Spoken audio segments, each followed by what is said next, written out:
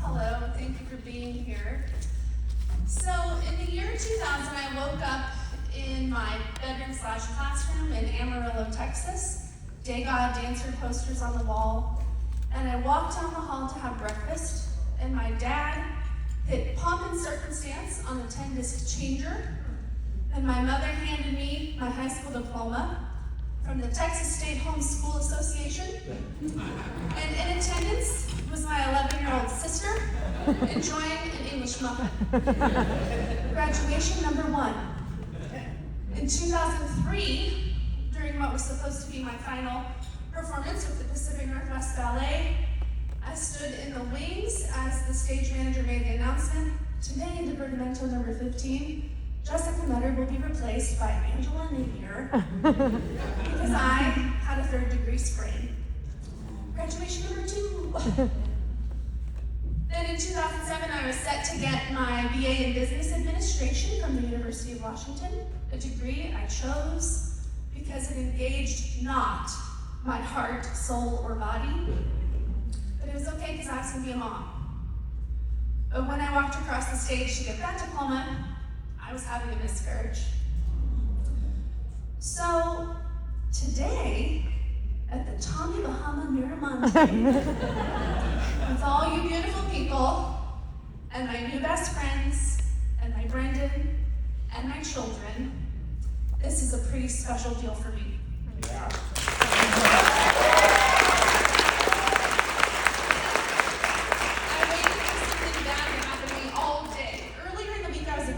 Do this with an eye patch because of an abrasion due to desert wind. But here I am, 2 eyeballs. I say all this, I share all this, because we're all showing up here to this moment with that knapsack of stories like that. Each one of us is coming from the context of an entire life. And moments like this, triumphant and wonderful as they are often complex. And we may have things going on that no one else can see. So if you join me in making your generationally appropriate heart hands, here's to everything you might be feeling about tonight. Okay? Thank you, truly, to my cohort for giving me this opportunity to thank you and thank our faculty and staff on our behalf. Thank you, Dean Williams, for being here and for your words. Thank you, Catherine and Heather. Obviously, none of us could do this without all the scaffolding and undergirding and hand-holding that you do for Todd. To say nothing of all you do for the rest of us. And if you don't already understand how these women make your academic world turn, you will when you graduate. Faculty. Ross Gay in an essay about seeds and gardening that is an essay about multi-generational community writes that saving seeds is an act of love for people you may not yet or ever know. That's what you've done for us with every essay or story you've loved and shared, every word you've written, life experience you've allowed us to see. You work hard and tailor the curriculum for each of us, and that's amazing, but it's all the times you've said, I know what you're going through, we're in this together, and I'll help you however I can, that make this program life-changing. Todd Goldberg. I've never been so mercilessly teased in my whole freaking life. I'm okay though, actually, because I grew up in 90s mean girl ballet school, so you ain't got nothing on that. We all, really though, truly, we all can imagine getting a degree somewhere else. But no one getting an MFA out there can imagine how much they are missing by not getting to have you too. Your candor, generosity, passion for your own career, and your respect and love for your colleagues make this place magical. Truly thou art the gold standard.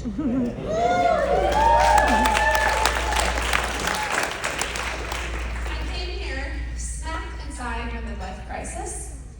Despite my chaos, though, I knew it was important that I be myself as much as I possibly could be to whatever degree was available to me: breakfast, lectures, workshop, and fire pit time. And I'm so grateful to my fellow graduates for doing that too, for letting us meet us as we actually are. And I am immensely grateful once more to our faculty and staff for fostering an environment where it's safe to do that. To my fellow students, all of you, and maybe especially the newer cohorts, I say, be real. Don't not be real. Don't not cry. Don't not rewrite it when they tell you to rewrite. Don't not apologize when you say something wrong. Don't not come hang out unless you want to don't because you don't want to. We understand that. Don't not embarrass yourself in front of the coolest faculty member because she doesn't actually think it's a big deal. Be courageous and humble, put your name on the clipboard, and ask the people you respect, ask people whose work you love to be in a writing group with you. That's what we're here to do, is to find the people. So find your people. And then throughout your time, if you're ever feeling disconnected, at least you'll know it's because someone wasn't for you or ready for you, and not because you had on a facade that failed. As I entered the program, I knew I was approaching a choice between changing my relationship to the religious community that I'd been in my whole life, or remaining clipped and crushed for the sake of everyone else. I regularly cried to my therapist that I was afraid I'd end up without any people.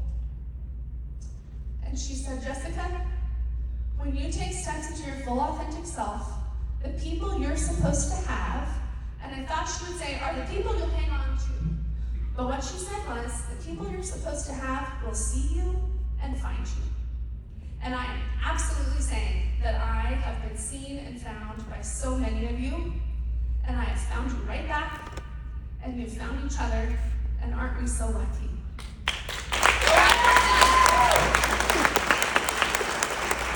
I bring up what Rachel said, mostly because her words affected how I notice who I notice.